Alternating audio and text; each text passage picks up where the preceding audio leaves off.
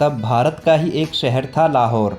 अमृतसर में अगर झपकी लग जाए तो लाहौर में आंखें खुलती थीं और लाहौर से मोटर कार स्टार्ट होती थी तब तक अमृतसर आ जाता था, पता नहीं चलता था। बहुत अपना और पास पास था सब कुछ।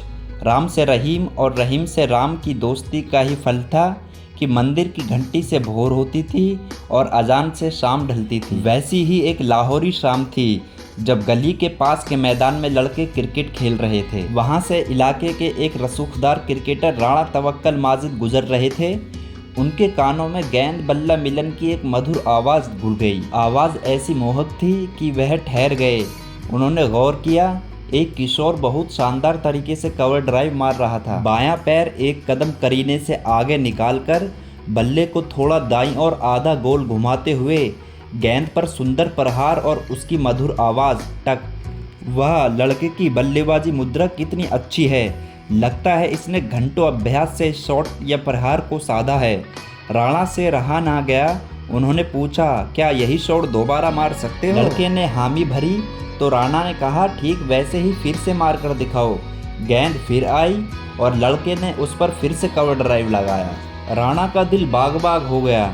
यह लड़का तो कमाल का है, अभी से गजब की टाइमिंग है। वाकई सिर्फ बल्ला भांजने भर से क्रिकेट मुमकिन नहीं है, बल्ला भांजना भी एक कला है। गेंद कब आएगी, बल्ला उससे कब कैसे कहाँ टकराएगा, यही तो क्रिकेट का हुनर है। टाइमिंग मतलब समय की सही पहचान, गेंद की सही पहचान और बल्ले पर पूरा नियंत्रण। टाइमिंग सही ना हो तो बल्ला हाथ के बल पर गेंद से बेवक्त टकराएगा और मुमकिन है टूट जाए और गेंद वहीं के वहीं ढेर हो जाए। अगर टाइमिंग सही होगी तो बल बहुत कम लगेगा पर गेंद सीमा रेखा की ओर ऐसे भागेगी कि पकड़ना दुश्वार हो जाएगा। उस किशोर पर राणा का मन आ गया कि यह लड़का हुनरमंद है, आगे चलकर अपने क्रिकेट क्लब क्रिसेंट का महारथी साबित हो सकता है। तब लाहौर के बड़े क्रिकेट क्लबों में से एक क्रिसेंट का प्रबंधन राणा के पास ही था।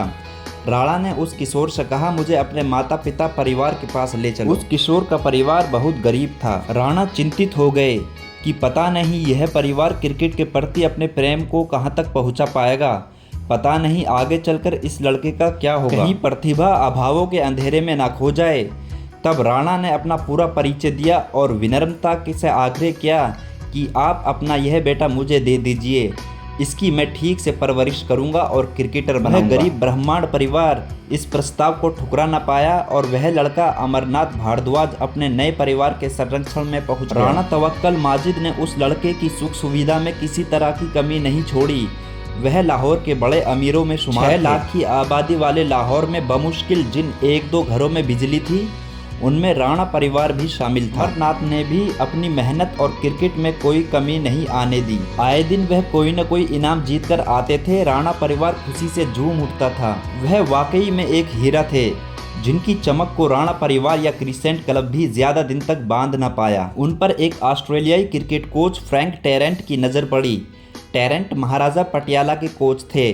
उन्होंने अमरनाथ को साथ रखने की सिफारिश की। जाहिर है यह अमरनाथ के लिए लाला अमरनाथ होने की शुरुआत थी, जहां सहूलियत, दौलत और रुतबा तीनों का जलवा था। लाला में यह खूबी थी कि उन्होंने हाथ आए किसी भी मौके को जाने नहीं दिया। 1933 में जब भारत के लिए अंतर्राष्ट्रीय टेस्ट क्रिकेट खेलने वह उतरे तो अपने पहले ही मैच में शतक जमाकर देश के लिए शतक मारने वाले पहले खिलाड़ी बन गए। वह आज़ाद भारत के पहले क्रिकेट कप्तान बने।